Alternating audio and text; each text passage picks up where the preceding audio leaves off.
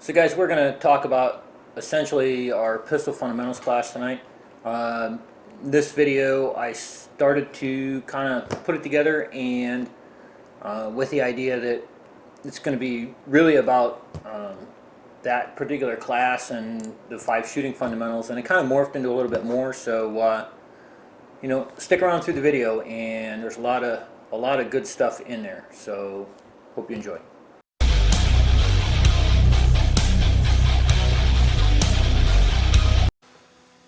Okay, so we're here with Wendy. We're going to work on some shooting fundamentals tonight. So hopefully we'll have some fun. Yes, indeed. Okay guys, we're going to talk about what we're really going to learn tonight. Got Wendy here with us, so apologize, I'm looking down at my notes. Essentially what we're going to be up to really is shooting fundamentals, right? Yep. So to kind of give it away a little bit, we went to the range in the evening and worked on some stuff. So really what we started working on was trigger control was a big one, right? Oh, yeah. I'm guilty. We didn't really do a whole lot with breath control. We did adjust your grip zone, right? Mm-hmm. Okay. You had a good stance. But really mainly what we've been working on is like the aiming section, keeping that front sight flat and on target. So probably, and we'll look at the video later, when you drive forward with your finger, with this knuckle, it will drive it to the left. I got you. And then if you tighten your grip or drive the gun forward and extend your arms, it'll drive it down. So what happens is it goes down and over because you're actually driving the gun down before your brain sees that front sight move. Okay.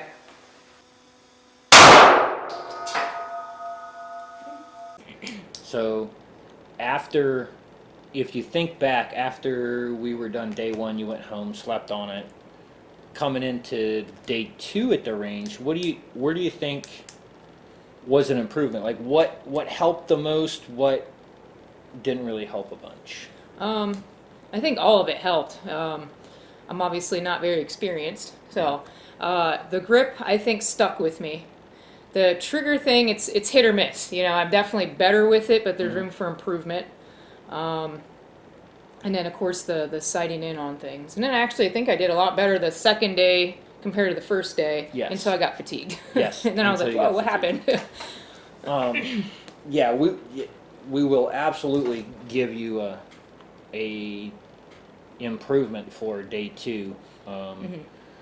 So I guess results on day 1, yeah, pretty okay with a 7.5 inch circle. You could normally hit that 7.5 inch circle at about 20 feet. When we stretched it out to 30 feet was where that issues were. And that's just a result of course fundamentals, I guess, is what it is. But kind of frustrating shooting that black steel target day 1 and not getting any. I wanted to hear the ting. I didn't hear the ting. I'm like, oh man. Right. But day 2. So day 2, we went from essentially an IPSC B zone, that black target, a piece of steel, to a 6-inch piece of steel. Right. And we let you get frustrated with the 6-inch piece of steel. I get frustrated. I do good.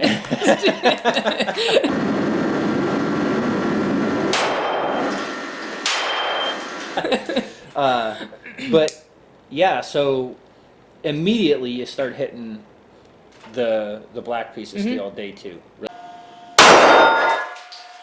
I guess the takeaway learning point from that is when fatigue and frustration sets in, you have to give yourself a break and let that stuff kind of stew and your learning pathways work, and muscle memory kick in, stuff like that.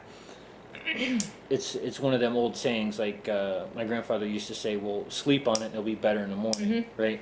And I actually think there's some science that's proven that kind of stuff actually, once you sleep, it does actually reinforce what you learn. We talked about that in college. So a lot of my health classes, and I would always study right before I went to bed. Yeah. And that way it would stick. So, yeah. I never studied right before I went to bed. It worked for me. It would stick a lot better. Well, I should, because I never actually went to bed. I would just fall asleep in the thing, and then I would wake up the following morning with a book full of drool. But whatever. What studying I did do. I was Fair enough. A big study person. So day 2, recap day 2. Worked with the 22 a little bit, right? Mm-hmm.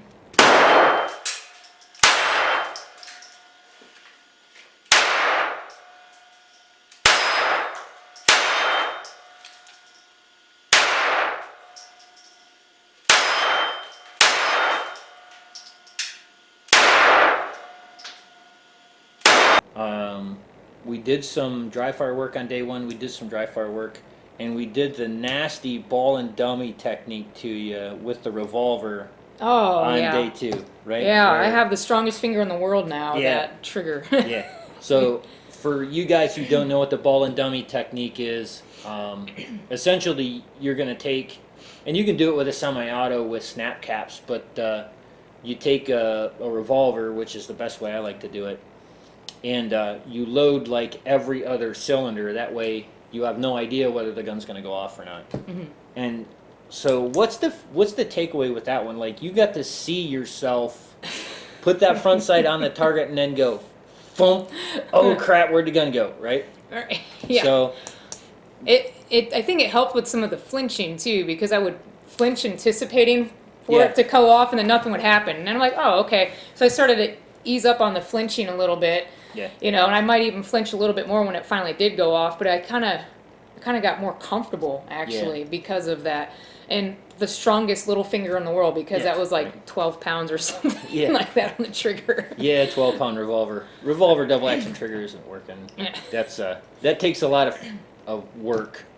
But that, we talk about the brain pathways and whatnot. Mm-hmm. That actually, it fools your head, right? And it takes that flinch away, because then when you switch over on working on a semi-auto, your brain's still wondering whether that's going to go off or whatever, and you're focusing on your sight and your target and stuff like that. You want them good hits, so it it changes the direction. Your brain is pre-programmed, this loud bang and fire is going to go off in my hand, so I either need to push it away from me or I need to control it. And then when it doesn't, your brain's like, wait, that didn't work. So it changes the pathway, which works really well, although it's pretty fatiguing. It was definitely fatiguing, but it definitely made me a lot more comfortable too. Yeah. Yeah. So, and we can work on how to do that with your semi-auto. Anyway, so where do you think you worked? What was good about day 2? And I want to explain to everybody that we only spent like 2.5 hours at the range, maybe 3 hours between the BSing and getting ready and magazine changes and stuff like that. Right. So, so you want me to tell you what was a little bit better for day 2? Yeah, what was better for day 2? Oh my gosh! I went from that giant piece, that I was sometimes hitting, sometimes not, and I didn't hear the ting, to just the round little 6-inch piece of steel, and I was hitting it almost every time until I got fatigued. So yeah. So I guess reinforcing stuff we worked on day 2. Right. Yeah, it stuck. Yeah, a lot of it stuck. I mean, it's not quite there yet, but I definitely improved. Yeah. Yeah, a massive improvement. At 30 feet, you went from essentially a 14.5-inch by 8.5-inch wide target. Okay. Right. Yeah. Trying to get that to a 6-inch. Yeah. So that's a huge improvement. But going forward, the stuff we worked on day 2 was, we started working you into the multiple hits on that 6-inch circle, right? There you go.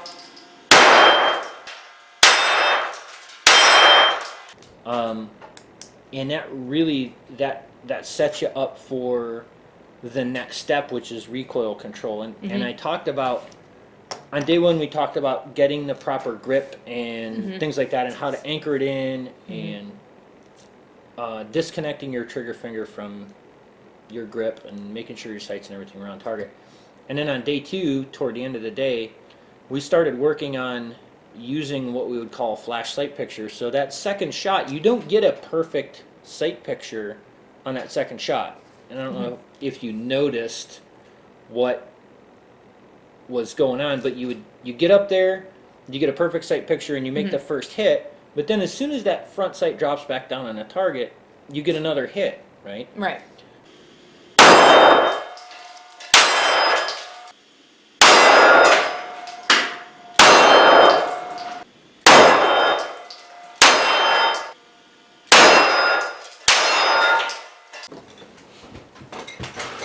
Okay, now that my camera memory card filled up, we got to start back over. We're Right. talking about flash sight picture and getting that 6-inch target. So what we're going to do is we're going to set you up for working on them multiple hits. The fatigue, how'd that hit you, like at the end?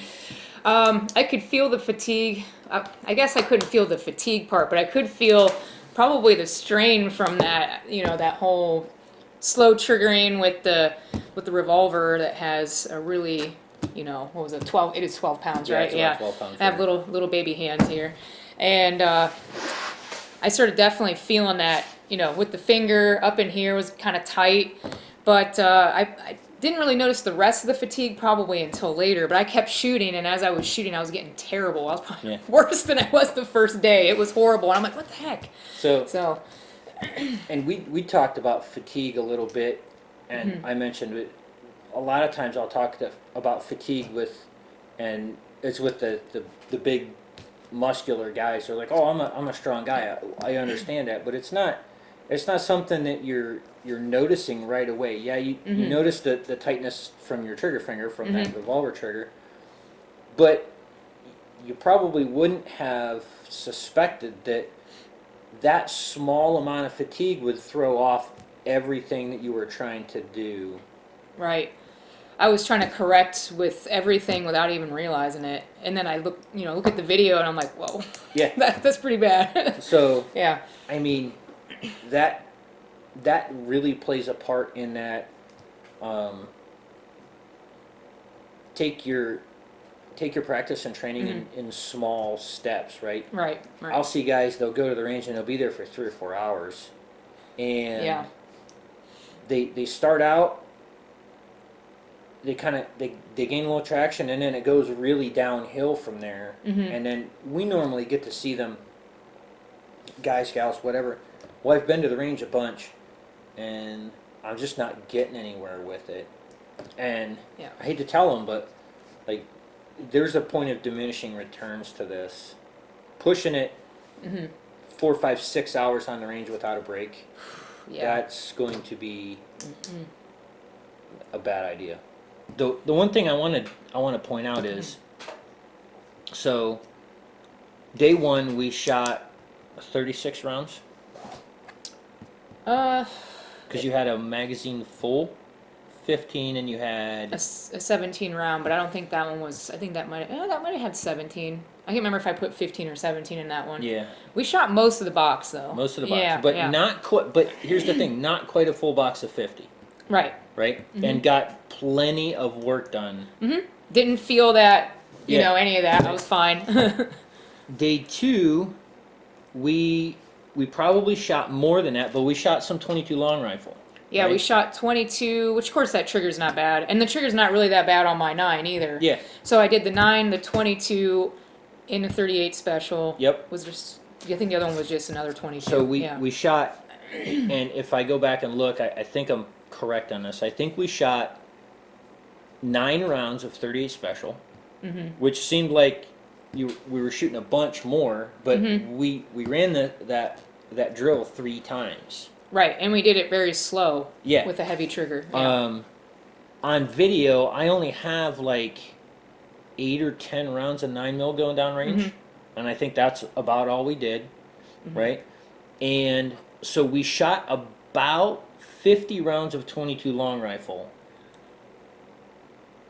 maybe more. I feel like I Maybe, I but feel like we I also spit had out a lot Sarah of those in it. little guys. Yeah, Yeah, she was in the middle too. So You spit, but Yeah.